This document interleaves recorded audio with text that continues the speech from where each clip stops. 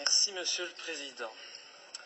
Messieurs les ministres, chers collègues, la Belgique est bien le pays du surréalisme. Ce matin, on apprend dans la presse que l'armée belge est incapable de lutter contre les quelques militaires extrémistes aux convictions islamistes radicales qui existent en son propre sein et qu'il est impossible de les licencier faute de moyens juridiques suffisants.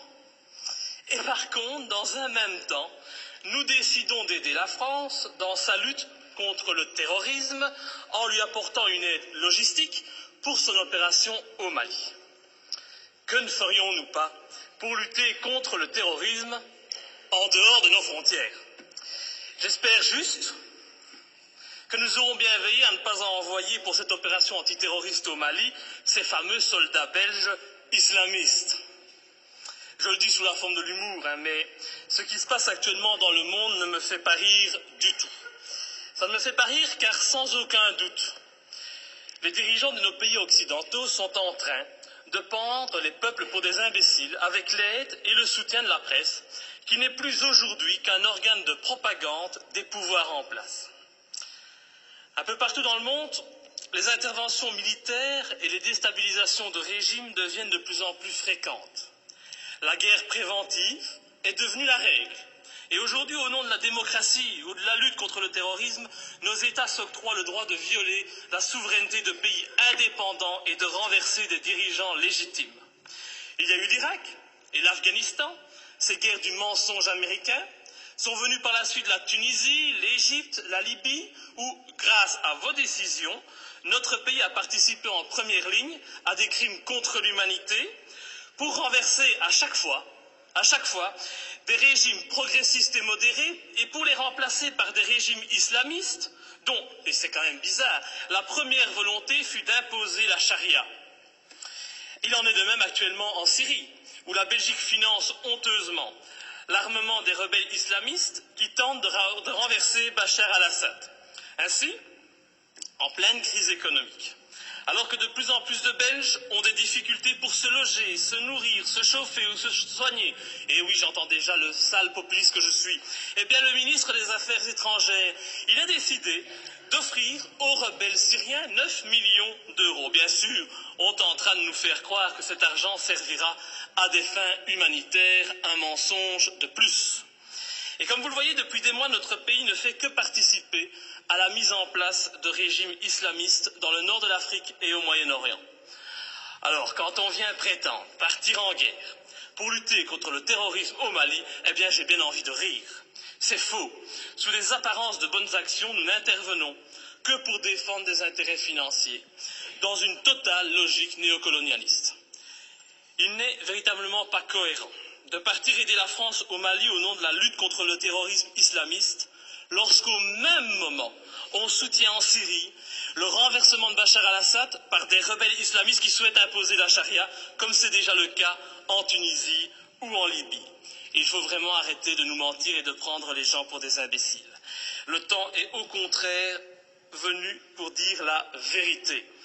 En armant les rebelles islamistes comme les Occidentaux ont auparavant armé Oussama Ben Laden, cet ami des Américains avant qu'ils ne se retournent contre lui, eh bien les pays occidentaux en profitent pour implanter dans les nouveaux pays conquis des bases militaires tout en favorisant leurs entreprises nationales.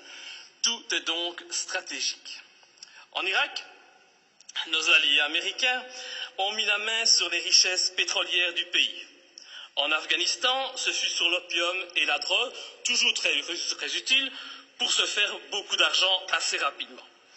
En Libye, en Tunisie, en Égypte ou encore en Syrie, le but fut et est encore actuellement de renverser les pouvoirs modérés pour les remplacer par des pouvoirs islamistes qui très rapidement deviendront gênants et que nous attaquerons sans vergogne sous prétexte de lutter, à ce moment-là encore, contre le terrorisme ou de protéger Israël. Et dont les prochaines cibles sont déjà connues.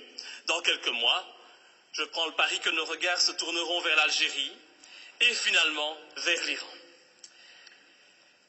Faire la guerre pour libérer des peuples d'un agresseur extérieur, c'est noble.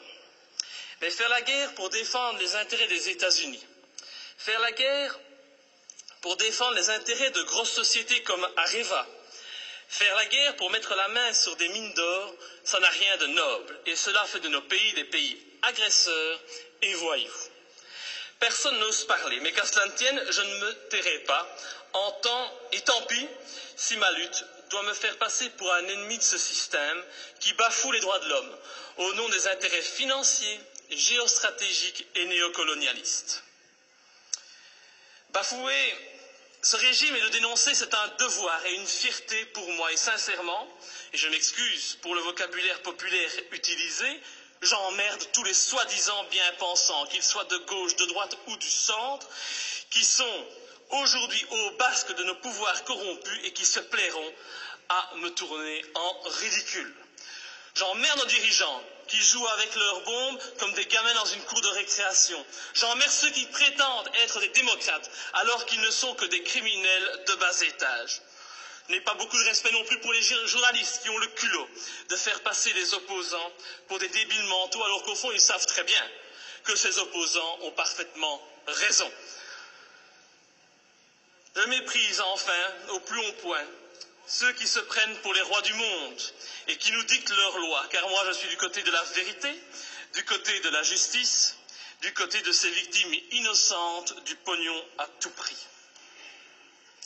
Et c'est pour cette raison que j'ai décidé de m'opposer clairement à cette résolution qui envoie notre pays soutenir la France dans son opération néocolonialiste. Depuis le début de l'opération française, le mensonge est organisé. On nous dit que la France ne fait que répondre à l'appel au secours d'un président malien. On en oublierait presque que ce président n'a aucune, mais aucune légitimité et qu'il a été mis en place pour assurer la transition suite au coup d'État de mars 2012. Qui a soutenu ce coup d'État? Qui en est à la base? Pour qui travaille ce président de transition? Voilà le premier mensonge.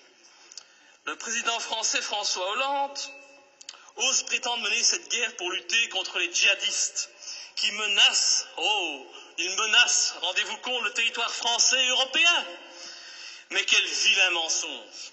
En reprenant cet argument officiel, tout en profitant pour effrayer la population, en augmentant le niveau de la menace terroriste, en mettant en œuvre le plan Vigipirate, nos dirigeants et les médias font preuve d'un culot inimaginable. Comment peut-on oser sortir un tel argument alors que la France et la Belgique n'ont pas hésité à armer et soutenir les djihadistes en Libye et que ces mêmes pays continuent actuellement à soutenir ces djihadistes en Syrie? Ces prétextes ne servent qu'à cacher des desseins stratégiques et économiques. Nos pays n'ont même plus peur de l'incohérence, car tout est fait pour la cacher. Mais l'incohérence est pourtant bien présente. Ce n'est pas demain que vous verrez un Malien venir commettre un attentat en Europe. Non, à moins qu'on en crée un subitement pour mieux justifier encore cette opération militaire. On a bien créé le 11 septembre pour justifier l'invasion, l'arrestation arbitraire, la torture et le massacre de populations innocentes. Alors créer un terrorisme malien, bon, ça ne doit pas être trop compliqué pour nos dirigeants sanguinaires. Un autre argument utilisé pour justifier ces derniers mois les opérations militaires, c'est la protection des droits de l'homme. Cet argument est encore utilisé aujourd'hui pour justifier la guerre au Mali. Mais oui, nous devons agir, car sinon les méchants islamistes radicaux vont imposer la charia au Mali, lapider les femmes et couper les mains des voyous. Oh, c'est vrai que l'intention elle est noble et salvatrice, c'est sûr. Mais pourquoi alors? Mais pourquoi, bon Dieu, nos pays ont-ils alors participé à l'accession au pouvoir en Tunisie et en Libye d'islamistes qui ont décidé d'appliquer cette charia dans ces pays qui étaient, il n'y a pas si longtemps de cela encore, modernes et progressistes? Je vous invite à demander aux jeunes Tunisiens qui sont à la base de la révolution de Tunisie s'ils sont heureux de leur situation actuelle. Tout cela, c'est de l'hypocrisie. L'objectif de cette guerre au Mali est très clair. Et puisqu'on n'en parle pas, je vais en parler. L'objectif, c'est de lutter contre la Chine et permettre à notre allié américain de maintenir sa présence en Afrique et au Moyen-Orient. C'est cela qui guide ces opérations néocolonialistes. Et vous verrez, quand l'opération militaire sera terminée, La France conservera bien entendu des bases militaires au Mali. Ces bases serviront aussi aux Américains. Et en même temps, parce que ça se passe toujours comme ça, des sociétés occidentales mettront la main sur des contrats juteux qui priveront de nouveau les pays recolonisés de leurs richesses et de leurs matières premières. Alors, soyons bien clairs, les premiers bénéficiaires de cette opération militaire, ce seront les patrons et les actionnaires du géant français Areva, qui tentent depuis des années d'obtenir l'exploitation d'une mine d'uranium à Faléa, une commune de 17 000 habitants située à 350 km de Bamako. Et je ne sais pas pourquoi, mais mon petit doigt me dit qu'il ne faudra pas longtemps pour qu'Areva puisse enfin exploiter cette mine. Je ne sais pas, c'est une impression que j'ai. Il est donc hors de question que je participe à cette colonisation minière, cette colonisation des temps modernes. Et pour ceux qui doutent de mes arguments, je les invite sincèrement à se renseigner sur les richesses du Mali. Le Mali est un grand producteur d'or, mais depuis peu, il a été désigné, comme étant un pays qui offre un environnement de classe mondiale pour l'exploitation d'uranium. Mais comme c'est bizarre, un pas de plus vers une guerre contre l'Iran, c'est une évidence. Pour toute cette raison, et afin de ne pas tomber dans les pièges du mensonge que l'on nous tend, j'ai décidé de ne pas soutenir cette intervention au Mali. Je voterai donc contre. Et ce faisant, je fais preuve de cohérence, puisque je n'ai jamais soutenu par le passé nos interventions criminelles en Libye ou en Syrie, me profilant de la sorte comme le seul parlementaire de ce pays à défendre la non-ingérence et la lutte contre les intérêts obscurs. Je pense vraiment qu'il est grand temps de mettre un terme à notre participation à l'ONU ou à l'OTAN et de sortir de l'Union européenne si cette Europe, au lieu d'être un gage de paix, devient une arme d'attaque et de déstabilisation de pays souverains aux mains d'intérêts financiers et non plus humanistes. Enfin, je ne peux qu'encourager notre gouvernement à rappeler au président Hollande les obligations qui résultent de la Convention de Genève en matière de respect des prisonniers de guerre. J'ai en effet été outré d'entendre à la télévision, de la bouche du président français, que son intention était de détruire, je dis bien détruire, les terroristes islamistes. Alors je ne voudrais pas que la qualification utilisée pour nommer les opposants au régime malien, c'est toujours pratique aujourd'hui de parler de terroristes islamistes, soit utilisée pour contourner les obligations de tout État démocratique en matière de respect des droits des prisonniers de guerre.